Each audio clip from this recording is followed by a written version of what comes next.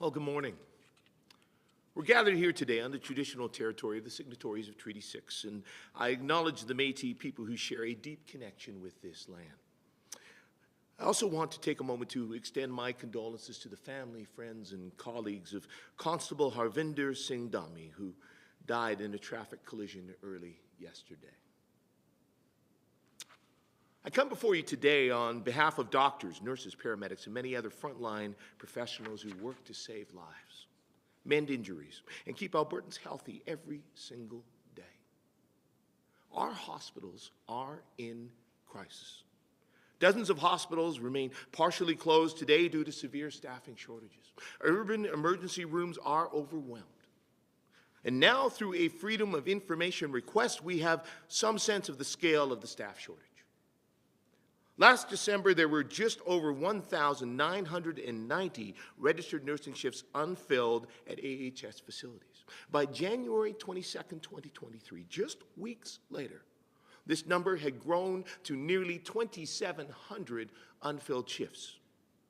That's an increase of over 700 more unfilled shifts than the previous month, and a 35% increase in nurse vacancies.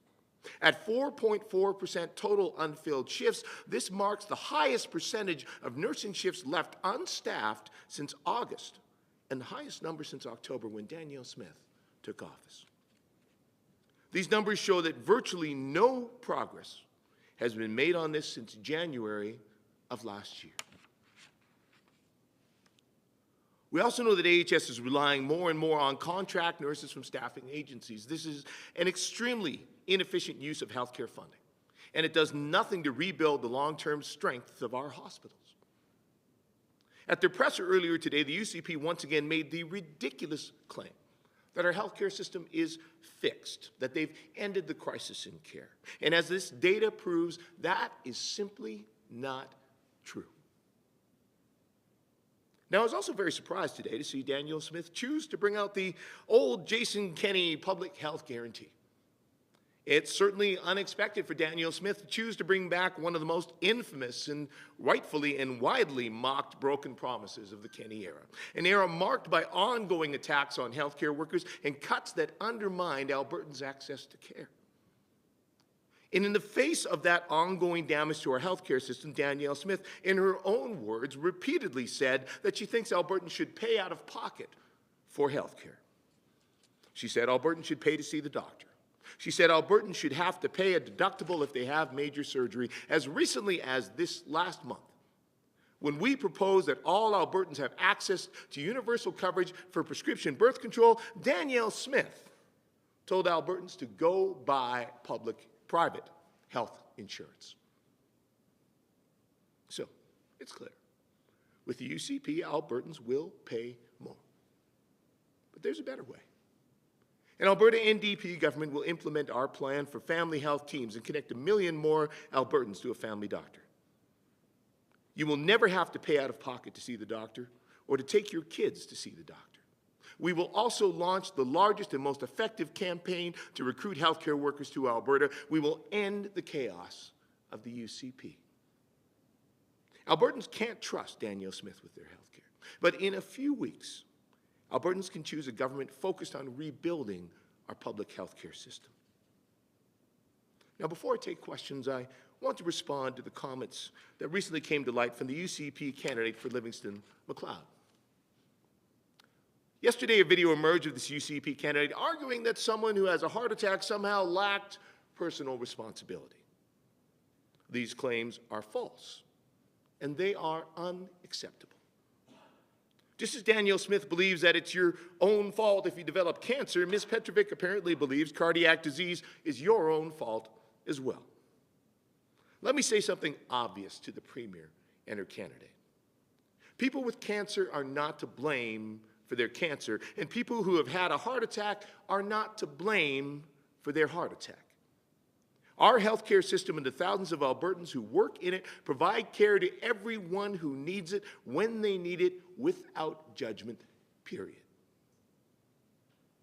Chelsea Petrovic's comments were callous. They were cruel and hurtful, and they require an apology from her and her leader, Danielle Smith. And I call on them to make those apologies today. Thank you, and I'm happy to take any questions. Thank you. Just a reminder, if you're on Zoom, it's the raise hand function. If you're on the phone, it's *9. We'll just start. Yeah, we'll just start in the room here. So here you go, Audrey. Everyone hears me. Yes. Hello, Audrey Navarro, French CBC. This morning, this announcement was for a public health guarantee. This is the second time an aspiring premier of the Conservative colours here in Alberta makes that claim. Well, that guarantee, rather, should I say. Do you think that stems from the fact that Danielle Smith, in this case, has promised those health spending accounts and that there was a lot of pushback and fears of privatization? I think what we have is a premier who has clearly been on the record repeatedly stating that she wants Albertans to pay more out of pocket for their health care, whether asking, is it necessary for government to cover the cost of a family doctor? Should Albertans perhaps pay a deductible for a major surgery? Or indeed talking about health spending accounts in the context of this sets up a way where we can ask Albertans to pay more personally towards their health care. And hey, maybe if it's a major thing, you can ask mom, dad, grandpa, your neighbors to kick in a little bit too. This is the record of this premier. And what we have seen under this government, we have seen what a united Conservative promise is worth when it comes to public health care. It's worth absolutely nothing. So this clearly is a premier and a government that are desperate to try to rewrite their record on health care on the eve of an election. I don't think Albertans are going to buy it. What we need to do, I think, is we need to elect a government that actually cares and has a record of defending, supporting, and stabilizing our health care system in Alberta NDP government. This HSA is not done yet. It's in the health minister's mandate letter, but it's not done. So are you calling on Danielle Smith to propose clearly what they want to do so that electors have a clear choice on May 29th? So certainly I think the premier should be absolutely transparent about her intentions for their healthcare policies. She was clear when she first proposed these healthcare savings accounts that they were a means to begin to introduce the idea that Albertans would pay out of pocket for some healthcare services. She should be absolutely clear on that point. I think absolutely Albertans deserve to know precisely what their governments intend to do with our healthcare system. And the record of the UCP is quite clear. The record of Danielle Smith is quite clear.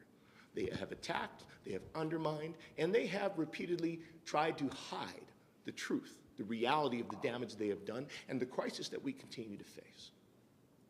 So I don't think Albertans can trust a premier, a party, a government with that kind of record on healthcare, and that is not what they want to be electing on May 29th. And just one last one. The writ hasn't been dropped yet. It's the second party-specific UCP announcement that has been done. Do you think it's fair to be holding these electoral-style, announcement while we're still not in the campaign period? It's not surprising to me that we see the UCP doing this. Indeed, the UCP has, in many respects, barely been there as a government for, I'd say, almost 2 years. We saw a great deal of resources of the party put towards protecting Jason Kenney for an extended period as he was under attack from members of his own party, and then going into that review of Jason Kenney, and then going into their leadership race, and now going into trying to get Danielle Smith reelected as the premier and the UCP back in government. So really, this is a government that has not had its eye on the ball for some time because they have been so consumed by their own internal drama and their own grasping for power. And Albertans deserve far, far better than this. They deserve a government that's actually focused on the issues that matter to them, that's actually focused on doing the job they were elected to do. The UCP has demonstrated time and time again they are not capable of doing that. On May 29th, Albertans have the chance to elect a government that will, an Alberta NDP government. Thank you. We'll go to our caller on the line. Catherine, your line is open. Hi, Catherine Gurkowski, Alberta Today. So in advance of your news conference, the government sent out some numbers, and they said, since 2019, we've added 700 physicians, nearly 6,000 staff in AHS, including 1,800 RNs, 300 paramedics, and so far in 2023 alone, there's 300 more nursing staff working for AHS. What would be a response to the government saying that, hey, we have made progress, we've added hundreds of staff?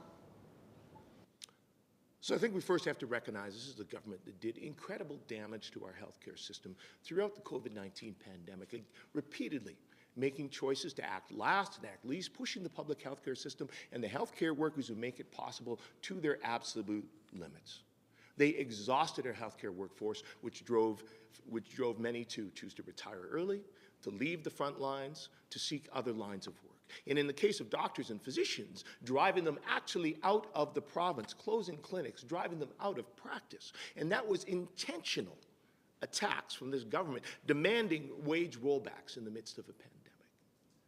So the government can throw around numbers now, and let's be clear, talk about what they've added. They haven't talked about how much we've lost. And let's be clear, this is a government that created an enormous deficit in resources in so many aspects of our healthcare system. So they're starting to throw in a few shovelfuls of dirt into the deep, deep hole that they dug. And the fact is, I continue to speak to physicians, to nurses, to EMS workers, folks on the front lines, and they are not telling me things are getting better. These numbers demonstrate that regardless of how many more folks they have hired back after they have lost so many, we continue to have huge numbers of unfilled shifts. In EMS, in nursing, on the front lines, we continue to see rural healthcare sites that are closing and not able to operate because we do not have the staff we need. So it's quite clear this is the government that is trying to hide their record. They're trying to patch things up with duct tape and baling wire to try to just make it past May 29th so they can get back to their work undermining, attacking, and dismantling our public health care system. Do you have a follow-up, Catherine? So, in Jason Kenney's public health guarantee, it was worded that it would be publicly funded, universally accessible, but that, of course, left the door open to privately delivered care. I'm wondering, she's saying you don't have to pay out of pocket to see your family doctor or to get any medical treatment that is currently covered by Alberta Health Insurance. Are you seeing any similar loopholes in this public health guarantee? Is there anything that causes you concern that it's not what it appears to be? Ultimately, what causes me concern is the record of this party, this government, and this premier. The premier is repeatedly on the record expressing her deep desire to see Albertans take on personally more of the costs of the healthcare system. Repeatedly. This was a constant theme for her for years until she suddenly managed to find herself in the premier's chair.